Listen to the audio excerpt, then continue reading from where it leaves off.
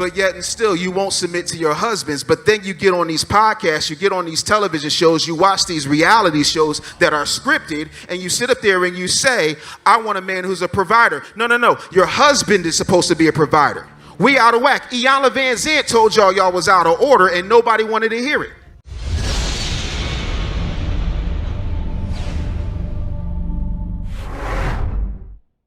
Yes, indeed, man. Back with another video, man. And I found this video in the archives, and I wanted to do a reaction to it. So Dave Anderson, the business bully, man, he went on a panel, and he really cooked this host and the whole crowd, man, with the facts he was talking. Without further ado, let's get to the video, man. Fair use.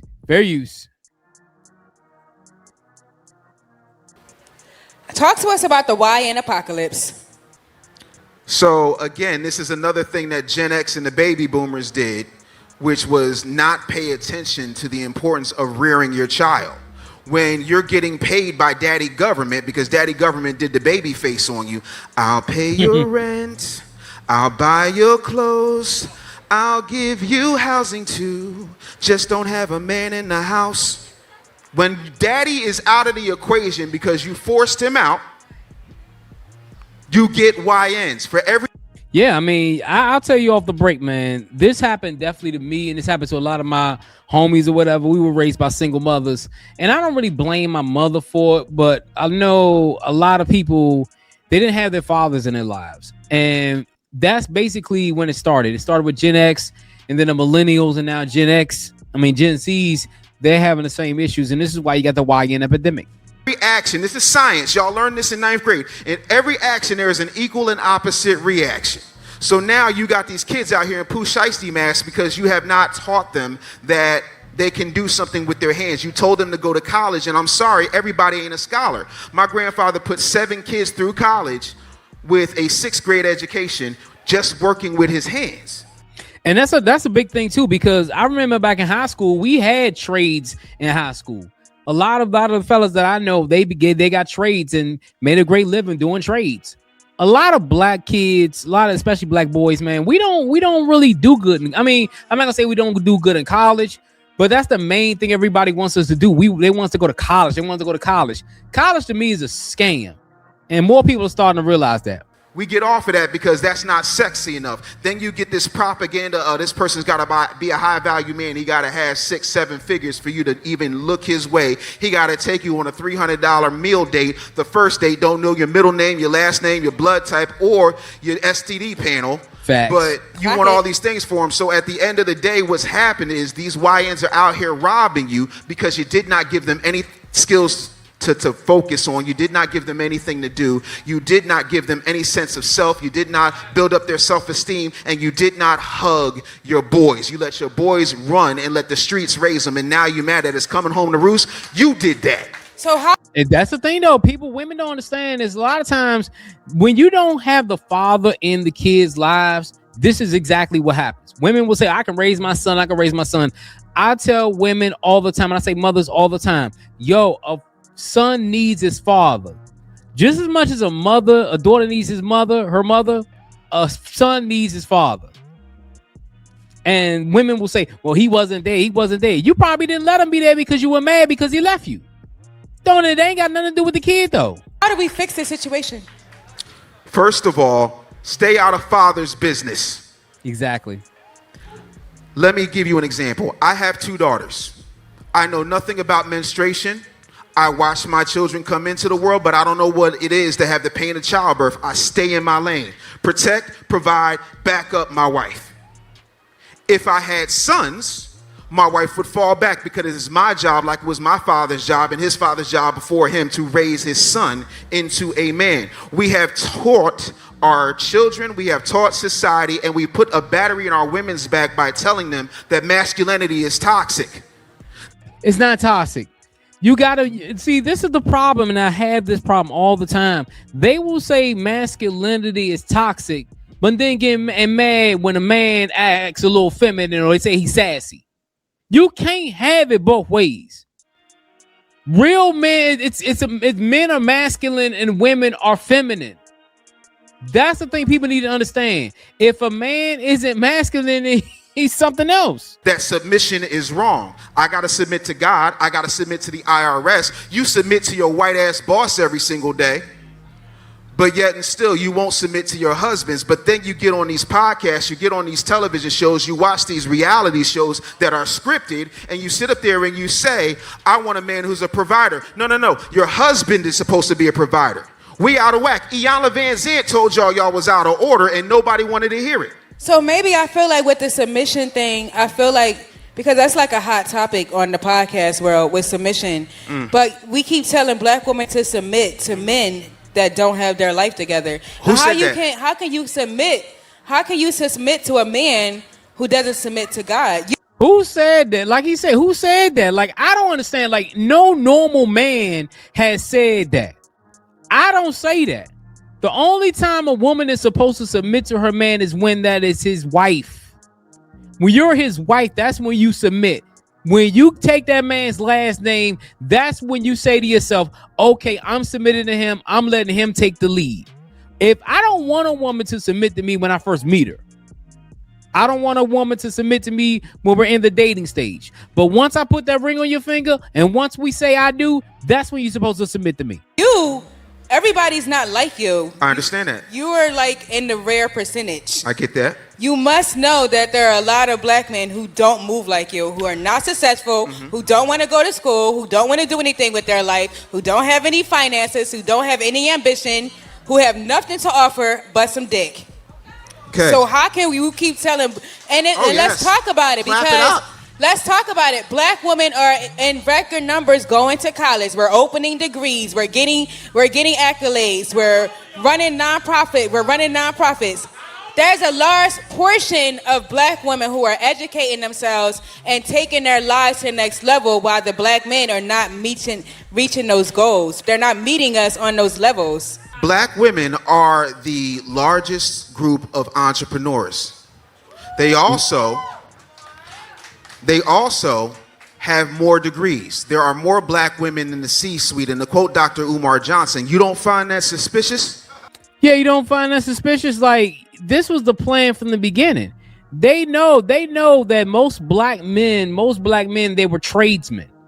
If you go back in the days, my grandfather was a tradesman. My father was a tradesman. You know what I'm saying? Those are the things that black men did. They were the plumbers. They were the mechanics. They were the ones who built the roads, who were construction workers and things like that. Most black men, the ones who were successful, who had families, they worked with their hands. They didn't, I mean, you had some black men that went to college, but the majority of those men, they worked in the blue collar fields. And now women, they think because they got these highest degrees, they think they can't, they too good for a blue collar man. Let that make sense.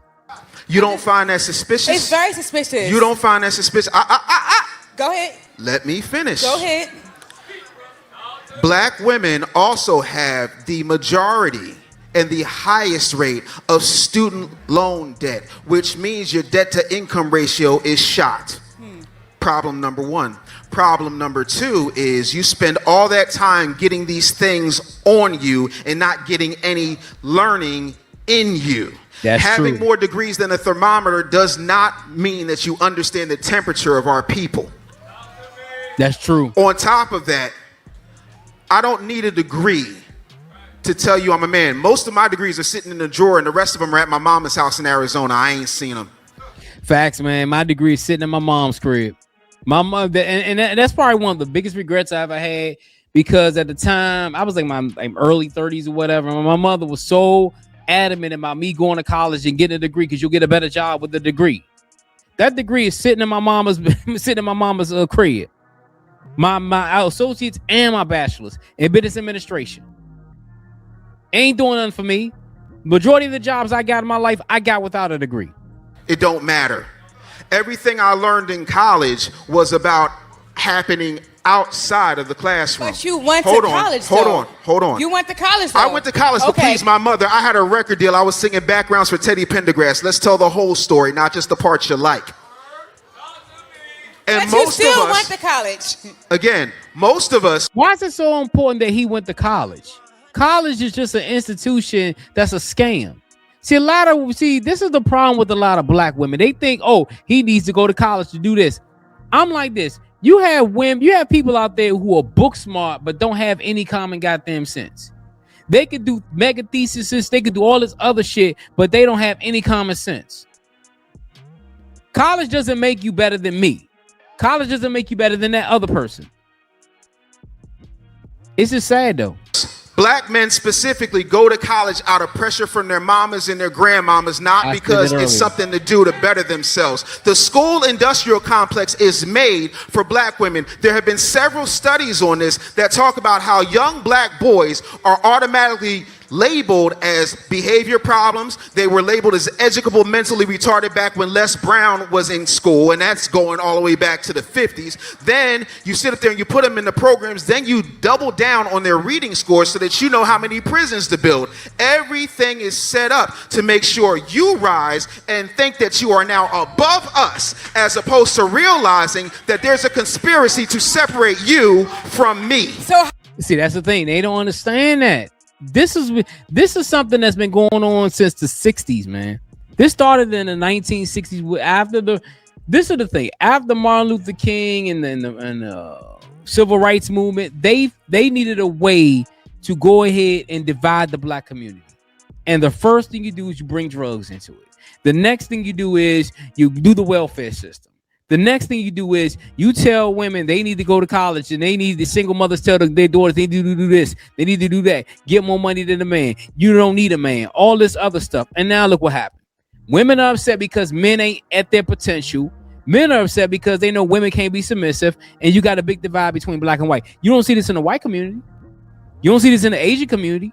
You don't see this in the Indian community. It's only in our community. How do we fix it is what I'm trying to get at. First of all, you sat up there and gave me a 30-minute dissertation on how great black women were doing, but the second I support my black women, that's all. I support black women. I support black men too, Here's the thing.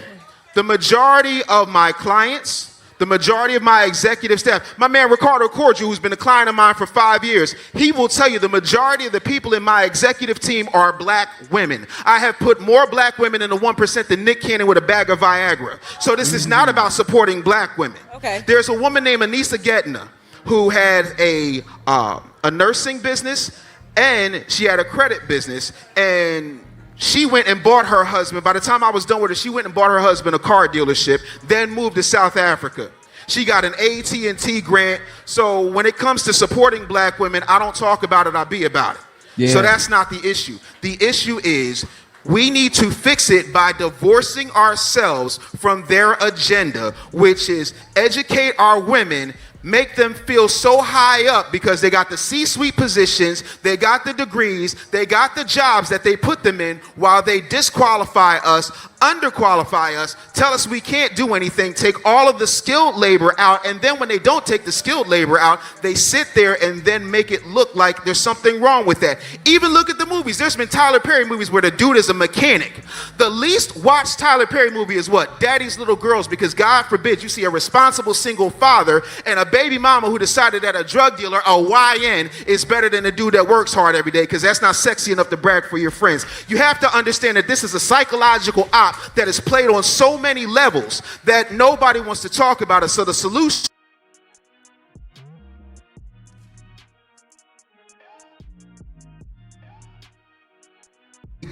we start looking at the fact that we don't have one black-owned record company, but we got all these black record labels run by palm-colored people with little hats on the back of their heads.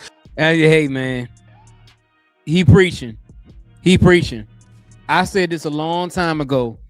When all I remember back in the days when they had the independent labels, the rap record labels and stuff like that, and then the people, the palm-colored people bought those labels. I said it's over. The music industry's over. Getting back to what he said, man, a lot of times, man, what they do is these white corporations know the best thing to do is you put these black women in power, you put them in positions of authority, they're going to look down on the man. Because why is it that women, they will always say, I want a 100K man, but I always ask women, go to your job. Go to your job, how many women are in that building? How many black men are in that building? telling us how we should operate, and then they sit down with Charlemagne and say, oh, well, I just got to eat. Leor Cohen, you've eaten, bro. You created a 360 deal. Y'all don't want to do payday loans, but what the hell you think a record deal is? Talk to me about the 360 deal now.